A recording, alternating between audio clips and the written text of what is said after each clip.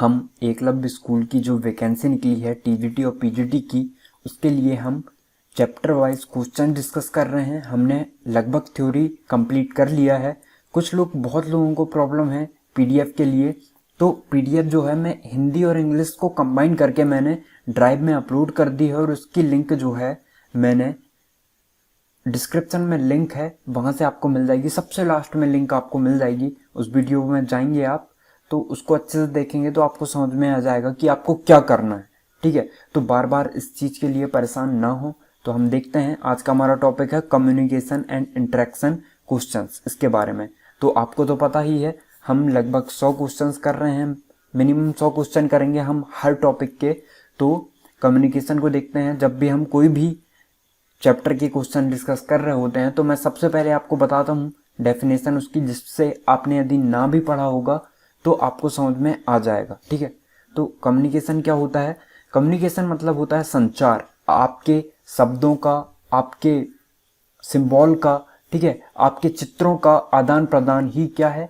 संचार है। तो इसमें केवल आपके शब्दों का, आपके विचारों का ही सिर्फ आदान प्रदान नहीं होता है। मान के चलिए आप इशारा करके किसी को बता रहे हैं, ठीक है, तो जैसे कि आप क्लास में हैं, पढ़ा रहे हैं, और आपने अपनी जो उंगली है अपने मुंह में रख ली ऐसे, तो बच्चे क्या समझ जाएंगे कि आप चुप रहने के लिए बोल रहे हैं। तो आपके एक्सप्रेशन हुए, इनका आदान प्रदान भी क्या है? संचार ही है। इससे भी आप कम्युनिकेशन करते हो। तो ऐसा नहीं कि सिर्फ बोल के आप कम्युनिकेट करते हो। तो आपको समझ में आ गया होगा। और इसी चीज से रिलेटेड आपके क्वेश्चंस भी हैं, तो देखते हैं हम। फर्स्ट क्वेश्चन है हमारा, छात्रों द्वारा परियोजनाओं, प्रयोगों और संगोष्ठियों को शामिल करने का प्रमुख उद्देश्य क्या है? ठीक है, एक एक वर्ड की भी डेफिनेशन मैं आपको बताते चलूंगा, जो भी आपको समझ में नहीं आएगा। छात्र द्वारा परियोजनाओं, परियोजना आप समझते होंगे, प्रयोग भी समझते होंगे। संगोष्ठियां मतलब कार्यक्रम कह सकते हैं हम। कार्यक्रम को शामिल करने का मुख्य उद्देश्य क्या है? छात्रों की सक्रिय भागीदारी बढ़ाना, बिल्कुल हो सकता है, लेकिन आपको पता है कि हमें ज्यादा इफेक्टिव आंसर देखना है कि सबसे ज्यादा चिल्ला के कौन कह रहा है कि मैं आंसर हूं, राइट आंसर मैं हूं। ठीक है, आपको अधिकतर क्वेश्चंस में ऐसे ही मिलेगा जब भी आप पेडागोजी कर रहे होंगे, कि आपको लगभग तीन आप आसानी से एक ऑप्शन एलिमिनेट कर लोगे, अधिकतर बार दो कर लोगे, लेकिन दो में हमेशा आपको डाउट रहेगा। और ये चीजें आपकी एग्जाम में कैसे अप्रोच रहे, ऐसे क्वेश्चन में आपकी कैसी अप्रोच रहे, हम यही सीख रहे हैं। तो हम देखते हैं, इसको तो हमने राइट कर लिया, लेकिन हमें आगे देखते चलना है कि क्या सभी एलिमिनेट हो जाते हैं, कि आप दो को एलिमिनेट कर पाते हो, और फिर बाद में हम देखेंगे कि आपका जो है इफेक्टिव आंसर क्या बन रहा है। ठीक है, छात्रों के गैर शैक्षणिक गुणों का मूल्यांकन करना, तो ये तो करते नहीं है हम। मूल्यांकन को निरंतर और व्यापक करना, तो देखिए, छात्रों द्वारा परियोजनाओं, प्रयोगों और संगोष्ठियों को शामिल करने का मुख्य उद्देश्य की बात हो रही है। मुख्य उद्देश्य की बात में मूल्यांकन को निरंतर और व्यापक करना, ये भी हो सकता है। छात्रों में स्व अध्ययन कौशल को विकसित करना, ठीक है, खुद से सीखें, वो खुद से पढ़ें, इस चीज के कौशल को, इस चीज की स्किल को डेवलप करना, विकसित करना, ये भी हो सकता है। तो आपका यहाँ पे जो एग्जैक्ट आंसर है ना, यदि आप फर्स्ट वाला लगाएंगे, छात्रों की सक्रिय भागीदारी बढ़ाना, तो उसमें ये सारी चीजें भी शामिल हैं।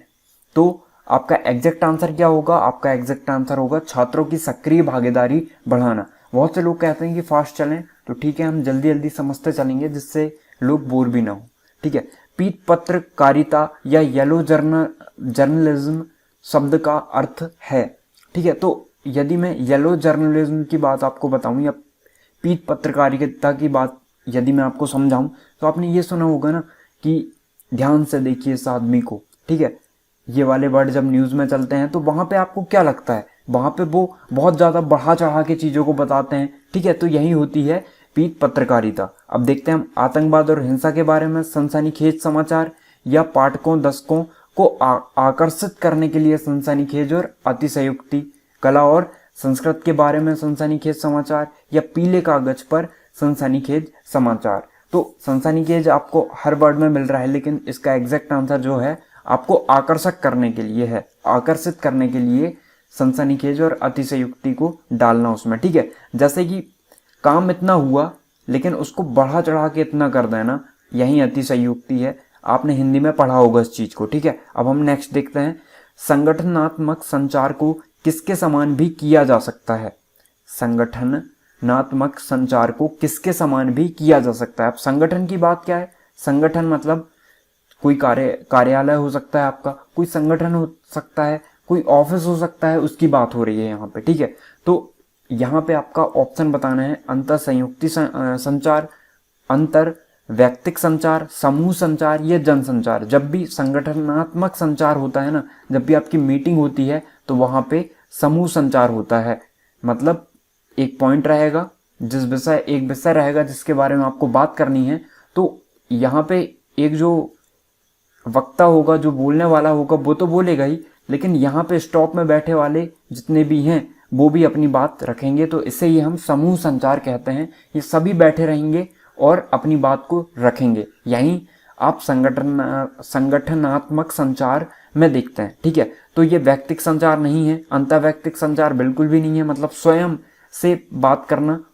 अंतर वैयक्तिक संचार ये भी नहीं। जनसंचार मतलब क्या होता है, बड़े लेवल में बहुत लोगों तक बात को पहुंचाना। जैसे आप रेडियो द्वारा पहुंचाते हो, टेलीविजन द्वारा पहुंचाते हो, तो ये चीज इसमें आती है जनसंचार में, ठीक है। तो आपको समझ में आ गया होगा। अब हम नेक्स्ट देखते हैं। छात्रों के साथ प्रभावी ढंग से संवाद करने के लिए शिक्षकों को उपयोग करना चाहिए आत्मीयता की मांग करने वाली रणनीतियां, तत्कालिकता व्यवहार या हास्य या सहयोगात्मक छलनी, ठीक है। तो सहयोगात्मक छलनी का मतलब मैं आपको समझाऊं तो सहयोगात्मक छलनी का मतलब होता है, यदि मैं आपको किताबी भाषा से हट के बताऊं, सरल लैंग्वेज में बताऊं, तो सहयोगात्मक छलनी का मतलब होता है कि जो बच्चों की बुद्धि है उसको कंप्यूटर की तेज गति से सिखाना, ठीक है। कंप्यूटर की जैसे तेज गति से हम कार्य लेते हैं ना, जैसे कोई भी कैलकुलेशन हमें करनी है तो वहां कितना ही फास्ट हो जाता है, तो वो गति से बच्चे के ऊपर चीजों को डालना, यही होता है सहयोगात्मक छलनी, ठीक है। कि स्पीड से वो चीजों को सीखें, ये चीज डालना। तो छात्रों के साथ प्रभावी ढंग से संवाद करने के लिए शिक्षकों को उपयोग करना चाहिए। अब आप खुद सोचिए, यदि वो सहयोगात्मक छलनी करता है, मतलब स्पीड से चीजों को बताता है, तो क्या वो प्रभावी ढंग से संवाद कर पाएगा? नहीं। तो हमने इसको एलिमिनेट कर लिए, ठीक है। अब हमें देखना है कि डी, ऐसी चीज लेना है जिसमें डी ना आया हो, ठीक है। इस प्रकार से आपकी अप्रोच होनी चाहिए कि इसमें डी आया है, ये नहीं हो सकता, ठीक है। इसमें डी आया है, ये भी नहीं हो सकता, ये हो सकता है और ये हो सकता है। अब हम इनको भी देख लें। आत्मीयता की मांग करने वाली रणनीतियां, बिल्कुल। हास्य, हाँ। संवाद यदि प्रभावी करना है ना, तो एक शिक्षक को बच्चों के साथ हास्य क्रियाएं भी करनी पड़ेगी, उन्हें हंसाना भी पड़ेगा, खुद भी हंसना पड़ेगा, जिससे वो रुचि लें चीजों को सुनने में, ठीक है। तो ये भी है। और तत्कालिक व्यवहार भी करना, तत्कालिकता होगा यहाँ पे, तत्कालिकता व्यवहार मतलब तत्काल चीजों पे व्यवहार करना। यदि उन्होंने कोई क्वेश्चन पूछा तो तत्काल उसका जवाब देना, तत्काल उनसे संवाद करना, यही है प्रभावी ढंग से संवाद करने के लिए जो है शिक्षकों को उपयोग करना चाहिए। तो ये क्या होगा, ये तीनों चीजें आपकी होगी, ठीक है। आपको समझ में आ गया होगा। अब हम नेक्स्ट देखते हैं। निम्नलिखित में से किस प्रकार के संचार में प्रेषक और श्रोता बहुत ही कम समय और स्थान की निरंतरता का साझा करते हैं और काफी तरीके से बातचीत करते हैं, ठीक है। तो 5वें का नंबर देखते हैं हम। इसमें क्या कहा गया है, यदि मैं आपको ये समझाऊं, संचार से प्रेषक और श्रोता जो है बहुत कम समय और स्थान की निरंतरता का साझा करते हैं। जैसे बहुत कम समय की बात करें, हम बहुत कम समय के लिए बताया हो, और स्थान की निरंतरता साझा करते हैं। बहुत ही कम समय और स्थान की निरंतरता, मतलब स्थान की निरंतरता जो भी है, स्थान में जो है उनकी बीच बहुत ज्यादा डिफरेंस हो सकता है। अब जैसे कि मैंने आपको बताया ना, जैसे हम टेलीविजन की बात कर रहे हैं, जनसंचार में होता है ये, जैसे मैंने आपको बताया। रेडियो की बात कर रहे हैं, तो कोई आदमी कहीं और बैठ के बहुत लोगों तक, विभिन्न स्थानों तक ये चीजें पहुंचाता है, ठीक है। तो कम समय और स्थान की निरंतरता साझा करते हुए, काफी तरीकों से बातचीत करते हुए, बहुत तरीकों से बातचीत हो सकती है उसमें। इस चीज के लिए क्या अंतर वैयक्तिक संप्रेषण में हो सकती है, समूह संचार में संभव है ये चीज, या मौखिक संचार में है, और जो कि मैंने अब भी एग्जाम्पल से बताया, ये चीज किसमें है, संभव है आपकी जनसंचार में, ठीक है। नेक्स्ट देखते हैं हम, क्योंकि हमें फास्ट भी देखते चलना है चीजें। वास्तविक संचार की योजना नहीं बनाई जा सकती क्योंकि, ठीक है, इसको समझना आपको। वास्तविक संचार की योजना नहीं बनाई जा सकती, क्योंकि वास्तविक और एक आभासी होता है, ठीक है, जो आप दूर रह के सीखते हो। वास्तविक मतलब जो आप कनेक्ट करके, जो आपके पास में ही है, उनसे संवाद करते हो आप, ठीक है। तो वास्तविक संचार की योजना नहीं बनाई जा सकती, क्योंकि कई चैनलों का उपयोग करने की आवश्यकता है। चैनल मतलब क्या है? चैनल मतलब होता है, आप मान के चलिए कैसे बात कर रहे हो, आप फेस टू फेस बात कर रहे हो, वो एक माध्यम हो गया आपका। चैनल मतलब माध्यम। आप फोन में बात कर रहे हो, आप चैट में बात कर रहे हो, तो ये आपका चैनल हो गया, माध्यम हो गया। पहले से तय विषय पर टिकना मुश्किल है। अब यहाँ पे नहीं है की बात हो रही है, ठीक है। वास्तविक संचार की योजना नहीं बनाई जा सकती, क्योंकि कई चैनलों का उपयोग करने की आवश्यकता है। पहले से तय विषय पर टिकना मुश्किल है। भाषा अभिव्यक्ति का बहुत खराब माध्यम है। संदेशों का चक्र सहज, मौखिक और गैर मौखिक प्रतिक्रिया श्रृंखला पर निर्भर करता है। तो जब आप इफेक्टिव आंसर की बात करेंगे ना, जब आप ये आंसर देखेंगे तो इसमें सभी चीजें आपकी इंक्लूड होगी। तो संदेशों का चक्र सहज, मौखिक और गैर मौखिक प्रतिक्रिया श्रृंखला पर निर्भर करता है। तो वास्तविक संचार की योजना नहीं बनाई जा सकती, क्योंकि संदेशों का चक्र सहज, मौखिक और गैर मौखिक प्रतिक्रिया श्रृंखला पर निर्भर करता है, ठीक है। आई होप कि आपको चीजें समझ में आ गई होगी। यदि आपको चीजें समझ में नहीं आती है, या जो भी क्वेश्चन आपको डिटेल में समझना है, क्योंकि हमें आप फास्ट चलना है, तो आप कमेंट में लिख सकते हैं, तो वो मैं अगली वीडियो में उसको डिटेल में देखूंगा, ठीक है। और बहुत लोगों के कमेंट का जवाब नहीं आ रहा होगा, लेकिन मैं कमेंट देख लेता हूं और हर संभव कोशिश करता हूं कि सभी का जवाब जो है एक वीडियो में या फिर एक वीडियो बना के ही उनका सॉल्यूशन में दे दूं। तो जल्दी ही सबका रिप्लाई मिल जाएगा। अभी थोड़ी सी जो है प्रॉब्लम है टाइम की, तो सभी का रिप्लाई मिल जाएगा आपके कमेंट में भी। तो अब हम देखते हैं नेक्स्ट। कक्षा शिक्षण में सफल संचार है परिपत्र, पारस्परिक, दिशात्मक या प्रभावशाली, ठीक है। तो आपको बताना है ये कैसा होना चाहिए कक्षा शिक्षण में सफल संचार। अब आपको लग रहा होगा प्रभावशाली। परिपत्र मतलब क्या होता है? आप लिख के संवाद कर रहे हैं, ठीक है। तो क्या ये कक्षा शिक्षण में सफल संचार होगा? बिल्कुल भी नहीं। दिशात्मक की आप सिर्फ उसको सिंबॉलिक रूप में पढ़ा रहे हो, दिशा दे रहे हो चीजों को, तो ये होगा? बिल्कुल भी नहीं। हमें क्या करना है? हम एक सफल संचार की बात कर रहे हैं। प्रभावशाली हो सकता है, पारस्परिक हो सकता है। तो मैं बता दूं, आपका जो इफेक्टिव आंसर होगा वो क्या होगा? पारस्परिक होगा, ठीक है। मतलब परस्पर जब आप बात करेंगे ना, तो एक सफल संचार होगा कक्षा शिक्षण में, ठीक है। तो आपको समझ में आ गया होगा। हम नेक्स्ट देखते हैं। कक्षा के अंदर प्रभावी संचार के लिए एक शिक्षक को तैयार होना चाहिए।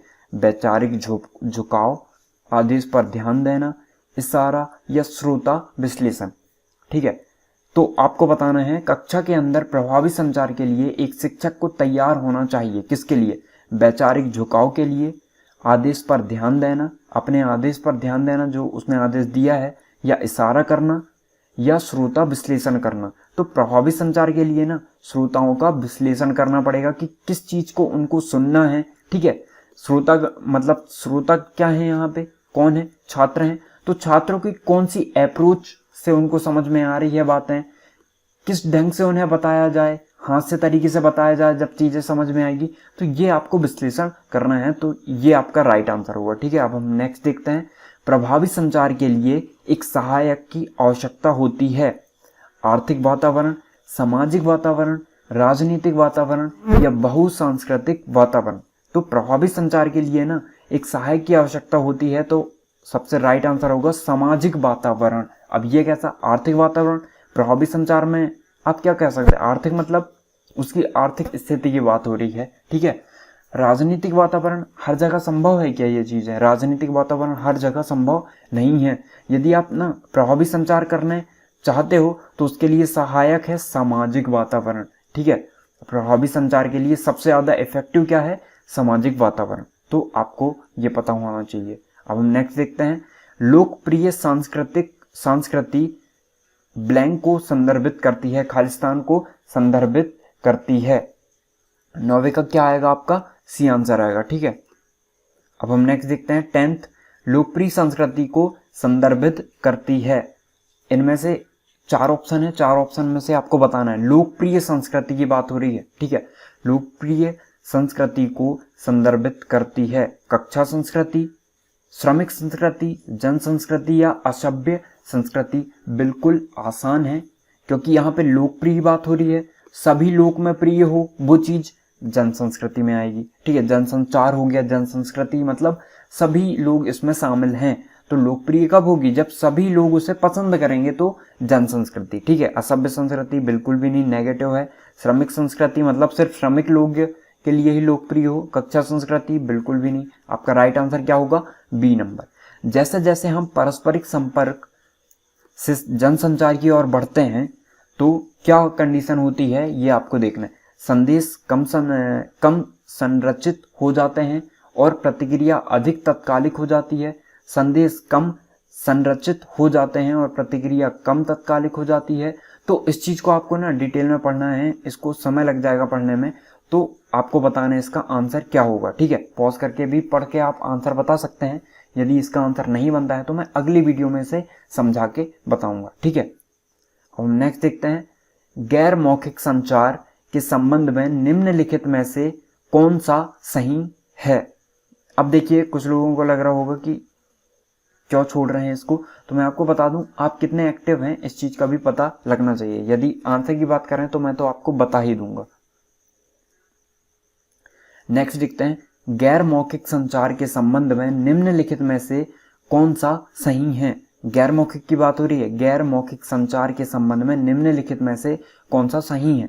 यह अनपढ़ लोगों को दूसरे के साथ आसानी से संवाद करने में मदद करता है। इस संचार में लोग अपनी आवश्यकता के अनुसार मौखिक संदेशों को दोहरा सकते हैं। या फिर इस संचार में सूचना के विरूपण की काफी संभावना है। एक ही होगा, 2 या 3 होंगे, फर्स्ट और सेकंड होगा, या ये सब होंगे। तो देखिए, गैर मौखिक संचार मतलब आप मौखिक तरीके से चीजों को नहीं बताते। जैसे आपको मान के चलिए पानी मांगना है, ठीक है, तो आप इशारा करके बता सकते हैं। अब मान के चलिए आप कोई दूसरी भाषा को जानते हैं, ठीक है, आप मान के चलिए आप नॉर्थ के हैं, आप साउथ चले गए, ठीक है, साउथ चले गए, वहां की भाषा आपको पता नहीं है और वो भी हिंदी नहीं जानते हैं, तो आप उन्हें इशारा करके बता सकते हो कि मुझे क्या चाहिए। आप दुकान में गए, ठीक है, आप पानी का इशारा करेंगे तो वो समझ जाएंगे। तो यहाँ पे यदि इस एग्जाम्पल से यदि मैंने समझाया आपको, तो आप समझ गए होंगे कि यह अनपढ़ लोगों को दूसरे के साथ आसानी से संवाद करने में मदद करता है। बिल्कुल, इस संचार में लोग अपनी आवश्यकता के अनुसार मौखिक संदेशों को दोहरा सकते हैं। बिल्कुल, जो कि एग्जाम्पल से बताया मैंने आपको। इस संचार में सूचना के विरूपण की काफी संभावना है, ये भी बिल्कुल सही है। तो आपका राइट आंसर क्या होगा, ये सब। DABP शब्द का अर्थ है, तो DABP का अर्थ तभी आपको समझ में आएगा, तभी आप बता सकते हो जब आपको इसका फुल डेफिनेशन, इसका फुल जो कह सकते हैं ये एब्रीविएशन फॉर्म में है, संक्षिप्त फॉर्म में है। इसका डिटेल फॉर्म क्या हो सकता है यदि मैं आपको बताऊं, तो इसका डिटेल फॉर्म होता है DABP का मतलब होता है directorate for advertising and visual publicity.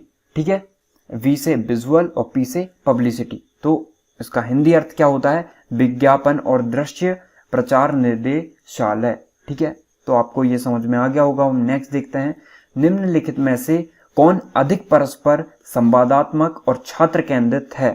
संगोष्ठी, कार्यशाला, व्याख्यान या समूह चर्चा। तो मैं आपको बताऊं इफेक्टिव आंसर क्या है, समूह चर्चा। व्याख्यान मतलब क्या होता है, व्याख्यान में सिर्फ आप लेक्चर देते हो वहां पे, ठीक है, लेकिन समूह चर्चा जो है अधिक परस्पर संवादात्मक की बात कर रहे हैं, जो कि छात्र केंद्रित हो, तो वो समूह चर्चा है आपकी। ठीक है, नेक्स्ट देखते हैं हम, निम्नलिखित में से कौन सी एक अच्छे शिक्षक की सबसे महत्वपूर्ण विशेषता है। कक्षा को प्रभावी ढंग से नियंत्रित करना, बिल्कुल हो सकती है।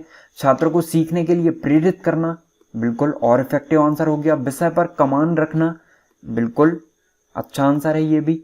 विभिन्न शिक्षण विधियों का उपयोग करना, तो आपको बिल्कुल चारों ऑप्शन सही लग रहे होंगे। और मैंने बार बार डिस्कस किया है आपको कि बहुत से क्वेश्चन ऐसे मिलेंगे कि आपको चारों ऑप्शन सही लगेंगे, लेकिन आपको वहां पे सिर्फ एक ही ऑप्शन चूज करके आना है। तो आपको देखना है कि सबसे इफेक्टिव आंसर कौन सा है और जो कि सभी ऑप्शन को शामिल कर लेता है। यदि सभी ऑप्शन आपके सही हैं तो मैं आपको बताऊं, यदि आप छात्रों को सीखने के लिए प्रेरित करते हो ना, तो सभी चीजें इसमें आ जाएगी आपकी। ठीक है, यदि आप छात्रों को प्रेरित कर पा रहे हो, मतलब ये सभी गुण आपके अंदर हैं। कक्षा को प्रभावी ढंग से नियंत्रित करना, बिल्कुल, यदि आप प्रेरित कर पा रहे हो तो आप ये काम भी कर सकते हो।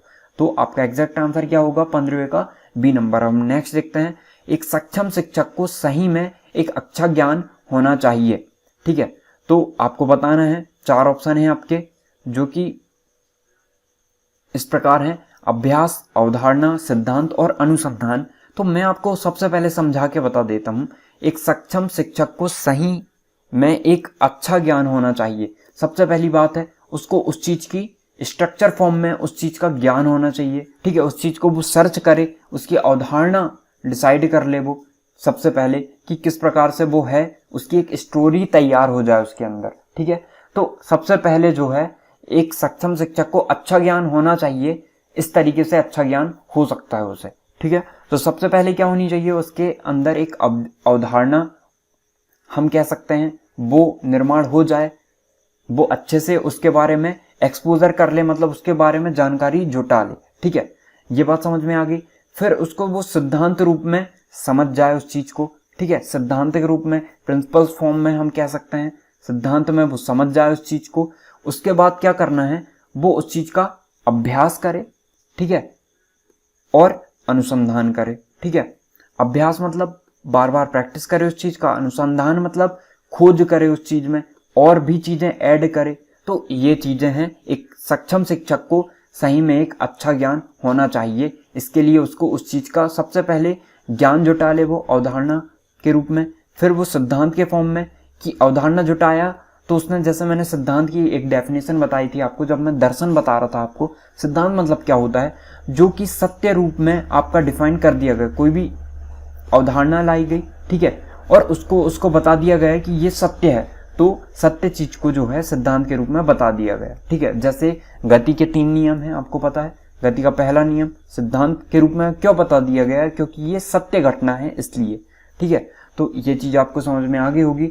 तो 16वें का आंसर आपका क्या होगा, सी नंबर। हम नेक्स्ट देखते हैं नीचे। अब हम नेक्स्ट देखते हैं, नीचे दिए गए विकल्पों में से संचार का सही क्रम चुनें। ठीक है, अब संचार का सही क्रम चुनना है आपको। संचार मतलब क्या होता है, कम्युनिकेशन, जो मैंने आपको पहले ही बता दिया। तो इसके लिए क्या होगा, सबसे पहले आप जिस बारे में संचार कर रहे हैं उस चीज़ के बारे में आपको जानकारी होनी चाहिए। ठीक है, विकल्प में से आपको संचार का सही क्रम चुनना है। तो संचार के क्रम के लिए सबसे पहले जिस भी बात में आपको संचार करना है, जिससे रिलेटेड आपको बात कर रही है, उसके बारे में पहले ही आप खोजबीन कर लें, उसको एक्सपोज कर लें, एक्सपोजर कर लें। ठीक है, ये जो कि आपका पहले ही आ गया है, एक्सपोजर कर लें। व्यवहार परिवर्तन नहीं, व्यवहार परिवर्तन आपका बाद में होता है। अनुनय नहीं, अनुनय कब करते हैं हम, जब चीज़ों की जानकारी आपको हो, उस चीज़ की सूचना हो आपको, तब उसके बाद अनुनय किया जाता है। ठीक है, तो सूचना के पहले आपको एक्सपोजर करना पड़ेगा चीज़ों को। तो आपका राइट आंसर क्या होगा, सी नंबर होगा। सबसे पहले चीज़ों को आप खोजबीन करेंगे, उसकी जांच पड़ताल करेंगे, फिर आपको उस चीज़ की सूचना मिल जाएगी, आपको उस चीज़ का ज्ञान हो जाएगा, फिर आप उसमें अनुनय करेंगे। ठीक है, और उसके बाद आपका व्यवहार परिवर्तन होगा। तो आपका राइट आंसर जो है वो सी होगा। अब हम नेक्स्ट देखते हैं 18वां, अनुरूप संचार में सामग्री को माना जाता है अभिसरण, स्टैटिक, शारीरिक या ईथर। तो अनुरूप संचार, देखिए आपको ना डिजिटल और लॉजिकल इस चीज़ को पहले समझना पड़ेगा। इस चीज़ को मैं आपको बता दूंगा, तब और अच्छे से आप रिलेट कर पाओगे। तो आपको अभी याद रखना है कि जो अनुरूप संचार में सामग्री को माना जाता है वो स्टैटिक होती है। ठीक है, वो कैसी होती है, आपको इस रूप में दिखाई देती है, लेकिन वो क्या होती है, स्टैटिक होती है, वो स्थिर रूप में होती है। मतलब उसका सिर्फ जो संचार होगा, या हम कह सकते हैं इंक्रीज या डिक्रीज होगी वो, तो वो एक स्टैटिक फॉर्म में होगी। ठीक है, तो ये आपको याद रखना है। तो आपका राइट आंसर क्या होगा, बी नंबर होगा। अब हम नेक्स्ट देखते हैं 19वां नंबर आपका क्या है, गैर सामग्री व्यवहार जैसे बोलने की दर, जोर, बाधित करने की प्रवृत्ति, उच्चारण की गड़बड़ को ब्लैंक बिहेवियर के रूप में संदर्भित किया जाता है। अतिरिक्त व्यक्तिगत, एनिमेटेड, अतिरिक्त भाषाई या अनैच्छिक। तो इसका आंसर क्या होगा, तो मैं बता दूं आपको, गैर सामग्री व्यवहार जैसे बोलने की दर, जोर, बाधित करने की प्रवृत्ति और उच्चारण की गड़बड़ को खालिस्तान बिहेवियर के रूप में संदर्भित किया जाता है। तो इसे हम अतिरिक्त भाषाई कहते हैं। ठीक है, अब अतिरिक्त भाषाई मतलब क्या होता है, तो इसको पढ़ोगे तो आपको तो समझ में आ जाएगा, लेकिन जब आप किसी वर्ड को बार बार क्या देते हो, जोर देते हो, उसमें बार बार उसका प्रवृत्ति करते हो, बार बार उसको रिपीट करते हो उस वर्ड को। ठीक है, बार बार उच्चारण में गड़बड़ करते हो उसका, मान के चलिए आप उसी वर्ड को यहाँ पे पढ़ रहे हो, मान के चलिए ये आपका पैराग्राफ है, ठीक है, ये पैराग्राफ हो गया, ये लाइन हो गई, ठीक है, आपने उसी वर्ड को यहाँ पढ़े तो कुछ अलग उच्चारण किया, और उसी वर्ड को जब आप यहाँ पढ़ रहे हो तो उसका अलग उच्चारण कर लिया, तो इसे हम क्या कहते हैं, अतिरिक्त भाषाई। ठीक है, ये आपको समझ में आ गया होगा। हम नेक्स्ट देखते हैं, संचार प्रक्रिया में शरीर की भाषा के साथ जुड़ा हुआ है। संचार प्रक्रिया में शरीर की भाषा के साथ जुड़ा हुआ है, तो एक संस्कृति, एक फिल्म दर्शक, एक कक्षा की स्थिति या एक विषय पढ़ाया जाता है, तो आपका जो सही आंसर होगा वो एक संस्कृति होगा। अब कैसे, तो ये मैं आपको बताऊं कि संचार प्रक्रिया में जो है शरीर की भाषा के साथ जुड़ा हुआ है, तो मान के चलिए आप नॉर्थ के हैं, आप साउथ जाते हैं, तो आपको वहाँ से यदि संचार करना है तो उनकी संस्कृति के हिसाब से करना पड़ेगा। यदि आप उनकी संस्कृति से रिलेट करके संचार करेंगे तो और इफ़ेक्टिव आपका संचार होगा। ठीक है, तो शरीर की भाषा के साथ जुड़ा हुआ है जो कि एक संस्कृति है। मान के चलिए आप नॉर्थ में रह रहे हैं तो आपकी संस्कृति और कुछ होगी। ठीक है, जैसे मकर संक्रांति है, उसी को लोहड़ी, उसी को अलग अलग नाम से जाना जाता है ना अलग अलग राज्य में, तो ये आप संस्कृति से डिसाइड करते हो, इसलिए आपका जो एग्जैक्ट आंसर होगा वो ए होगा। ठीक है, नेक्स्ट देखते हैं। अब हम नेक्स्ट देखते हैं 21वां नंबर, प्रभावी संचार के लिए कुछ बाधाएं हैं, नीचे दिए गए कोड से सही उत्तर चुनें।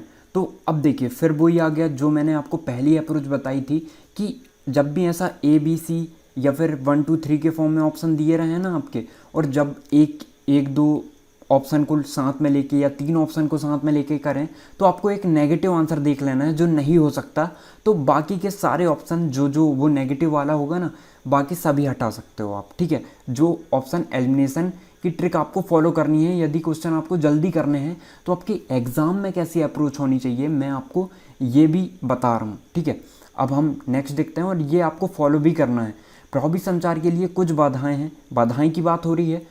अब हम अनेक मतलब का गुण, ठीक है, अब अनेक मतलब का गुण, आप इसमें कन्फ्यूजन हो सकते हो, लेकिन क्या इसमें कन्फ्यूज हो सकते हो? सरल भाषा, सरल भाषा मतलब प्रभावी संचार के लिए कुछ बाधाएं हैं, सरल भाषा तो बाधा हो ही नहीं सकती, तो ये आपका रॉन्ग आंसर होगा। मतलब बाधा की बात हो रही तो ये बाधा नहीं हो सकती। आप जितनी सरल भाषा रखेंगे उतने अच्छे से बच्चे कनेक्ट कर पाएंगे, या आप जिसके साथ संचार करना चाहते हो, मान के चलिए कोई इंग्लिश टूटी फूटी बनती है उससे और आपसे इंग्लिश बहुत अच्छे से बन जाती है, तो आप जब उससे हार्ड वर्ड से बात करोगे ना, कठिन लैंग्वेज में बात करोगे इंग्लिश की, तो क्या ये बात को समझ पाएगा? क्या आपका संचार इफेक्टिव बन पाएगा? प्रभावी संचार हो पाएगा? क्या आप दोनों ही चीज़ों को समझ पाएंगे? नहीं। ठीक है, तो ये चीज़ें हैं प्रभावी संचार के लिए ना, सरल भाषा का भी प्रयोग होना बहुत ज़रूरी है। तो ये तो आपका रॉन्ग हो गया। आप जहाँ जहाँ बी दिख रहा है तो वो काट दो आप, बी ये नहीं होगा आपका, बी ये भी नहीं होगा। ठीक है, अब हम देखते हैं ए या सी होगा या सी या डी होगा। अब क्लिच का मतलब आपको नहीं भी पता ना, तो आप फिर भी बहुत से क्वेश्चन आप एलिमिनेट कर सकते हो। ठीक है, अब हम देखते हैं क्लिच का उपयोग। क्लिच का उपयोग मतलब क्या होता है कि एक ही वर्ड का जो है, आप एक ही वर्ड का यूज़ कर रहे हो किसी पैराग्राफ में और आप उसका हर बार अर्थ बदल दे रहे हो। ठीक है, क्लिच का प्रयोग मतलब ये होता है। मान के चलिए एक वर्ड के अनेक अर्थ होते हैं ना, आपको पता है इंग्लिश में, हिंदी में भी होते हैं, तो आपने इसका अर्थ इस वर्ड का यूज किया और इसका अर्थ कुछ और निकल रहा है या कुछ और बताया आपने, उसी वर्ड का आपने यहाँ यूज किया और आपने उसका अर्थ कुछ और बता दिया, आपने उसी वर्ड का यहाँ यूज किया और दोनों से हट के कोई उसका मीनिंग आपने बता दी, तो ये क्या होता है? क्लिच का उपयोग होता है। तो ये भी बाधा है आपकी। वाक्यों का आसान निर्माण, तो क्या होगा? वाक्यों का आसान निर्माण मतलब जब आप वाक्यों का आसान निर्माण करोगे तो वो कैसा होगा? अच्छा होगा ना। ठीक है, तो आपका क्या होगा? सही होगा। वाक्यों का आप जितना आसान निर्माण करोगे उतनी ही आपका संचार प्रभावी होगा। अनेक मतलब का गुण, ठीक है, कि आप ऐसा जो है आप ऐसी चीज़ कर रहे हो जिसका कुछ बाधाएं हैं, नीचे दिए गए कोड से सही उत्तर चुनने की बात कर रहा है। अब हमें क्या कह दिया? हमें कुछ बाधाओं की बात कर रहा है ना, बाधाएं बतानी है हमें। तो एक तो क्लिच हो गई, तो क्लिच मतलब सी ऑप्शन आपका राइट हो गया, बी तो नहीं होगा, आपने ये ऑप्शन एलिमिनेट कर लिए। अब सी आपका ऑप्शन सही है और वाक्यों का आसान निर्माण ये तो राइट है आपका, लेकिन अनेक मतलब का गुण ये नहीं है। ठीक है, अनेक मतलब का गुण निकलेगा तो आप अच्छे से प्रभावी संचार नहीं कर पाओगे, तो आपका ए और सी जो होगा वो राइट आंसर होगा, मतलब 4th नंबर। ठीक है, आप समझ गए होंगे, हमें बाधाओं की बात करनी थी इसलिए।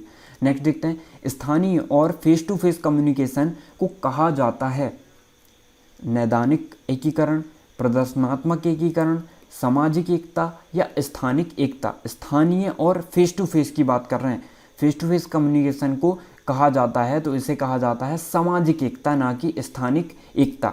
क्यों, इसको आप डिफाइन करोगे कमेंट सेक्शन में। ठीक है, नहीं बनता है तो फिर मैं आपको बताऊंगा। प्रभावी कक्षा संचार के लिए एक मुख्य तत्व है, क्योंकि देखिए हम हर बार यही डिस्कस कर रहे हैं कि ये ऑप्शन आता है तो क्यों आता है, ये नहीं आ रहा है तो क्यों नहीं आ रहा है। ठीक है, इस लेवल की अंडरस्टैंडिंग आपको मिल रही होगी। प्रभावी कक्षा संचार के लिए एक मुख्य तत्व है निष्क्रियता, विक्षेप, नकारात्मकता या वकालत। प्रभावी संचार की बात हो रही है। प्रभावी कक्षा संचार के लिए एक मुख्य तत्व है नकारात्मकता, बिल्कुल भी नहीं, नेगेटिव है। निष्क्रियता, ये भी नेगेटिव वर्ड है, ये भी नहीं हो सकता। विक्षेप, ये भी नेगेटिव वर्ड है। तो होगा क्या आपका सीधा सा आंसर है वकालत, आपका राइट आंसर होगा, क्योंकि प्रभावी कक्षा संचार के लिए ना एक मुख्य तत्व है वकालत, एडवोकेट जिसे हम कहते हैं। एडवोकेट क्या करता है, अपनी भाषा को ऐसा डिफाइन करता है कि हर किसी को, जज को, ठीक है, अपने बहुत से जो दर्शक होते हैं ना, जो बात को सुनते हैं, आपने देखा होगा पिक्चर्स में, उनको भी अपने फेवर में कर लेना, ये गुण किसका है, एडवोकेट का है। यही वकालत जो है एक संचार में होनी चाहिए, कक्षा संचार में होनी चाहिए, इसका मुख्य तत्व है। आप समझ गए होंगे। अब नेक्स्ट देखते हैं हम, आपका राइट आंसर क्या होगा, वकालत होगा, एडवोकेट होगा।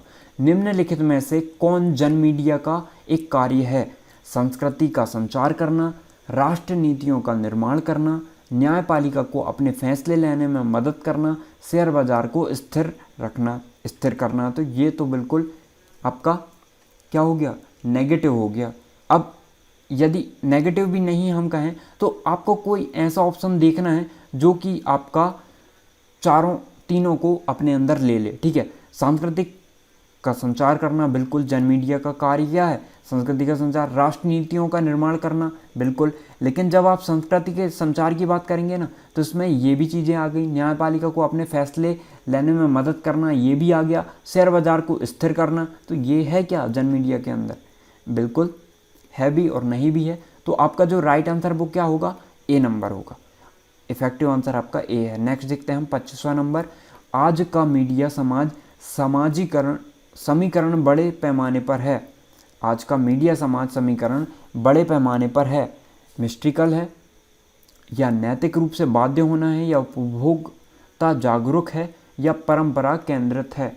25वें का आंसर बताना है आपको। आज का मीडिया समाज समीकरण बड़े पैमाने पर है, तो आपका राइट आंसर क्या होगा, आपका राइट आंसर होगा उपभोक्ता जागरूक है। ठीक है, आज का मीडिया समाज समीकरण बड़े पैमाने पर है तो उपभोक्ता को जागरूक करना है। ठीक है, मिस्टिकल मतलब और भी उससे मिस्टीरियस बनाना, ये तो नहीं है ना। मीडिया समाज समीकरण बड़े पैमाने पर है, मीडिया क्या करता है, मीडिया और समाज क्या करता है, उपभोक्ता को जागरूक करने का काम करता है। ठीक है, तो आपका राइट आंसर क्या होगा, सी होगा।